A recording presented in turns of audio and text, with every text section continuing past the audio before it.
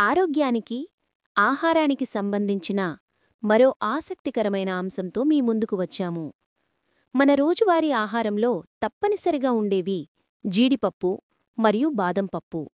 ఇవి రుచికి మాత్రమే కాదు, ఆరోగ్యానికి కూడా చాలా మేలు చేస్తాయి.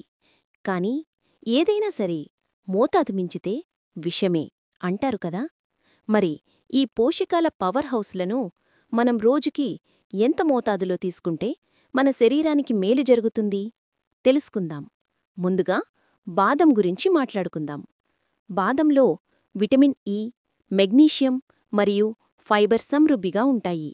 ఇవి గుండె ఆరోగ్యాన్ని మెరుగుపరుస్తాయి, చెడు కొలెస్ట్రాల్ని తగ్గిస్తాయి, రక్తంలో చక్కెర స్థాయిలను అదుపులో ఉంచుతాయి మరియు మన మెదడు పనితీరుకు చాలా మంచివి.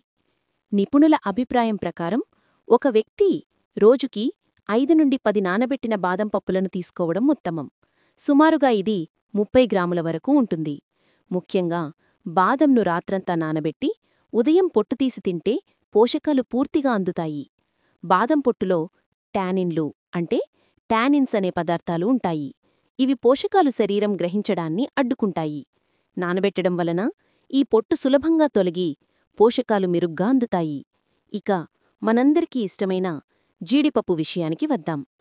జీడిపప్పులో కాపర్ అంటే రాగి, జింక్ మరియు ఇనుము ఎక్కువగా ఉంటాయి. ఇవి ఎముకల ఆరోగ్యాన్ని, రోగనిరోధక శక్తిని పెంచుతాయి మరియు రక్తహీనతను నివారించడంలో సహాయపడతాయి. ఇందులో ఉండే ఆరోగ్యకరమైన కొవ్వులు శక్తిని అందిస్తాయి. జీడిపప్పును బాదం కంటే కొద్దిగా తక్కువగా తీసుకోవాలి. ఎందుకంటే ఇందులో కెలరీలు, కొవ్వు శాతం కొంచెం ఎక్కువ. సాధారణంగా రోజుకి 4 నుండి 5 జీడిపప్పులు లేదా సుమారుగా 20 గ్రాముల జీడిపప్పు సరిపోతుంది. కొందరు వీటిని ఉప్పు లేదా మసాలాతో వేయించి తింటారు, కాని దానివల్ల పోషక విలువ తగ్గి సోడియం పెరుగుతుంది. అందుకే వేయించని, ఉప్పులేని జీడిపప్పు ఉత్తమం. మొత్తంగా చూస్తే డ్రై ఫ్రూట్ ఆరోగ్యకరమైన మోతాదు రోజుకి 5 నుండి 10 నానబెట్టిన పప్పులు, పొట్టు తీసి తినడం ఉత్తమం. జీడిపప్పు 4 నుండి 5 పప్పులు, ఉప్పు లేదా వేయించినవి మాత్రమే మంచివి. గుర్తుంచుకోండి, ఇవి ఆరోగ్యకరమైన కొవ్వులే అయినప్పటికీ అతిగా తింటే బరువు పెరిగే అవకాశం ఉంది.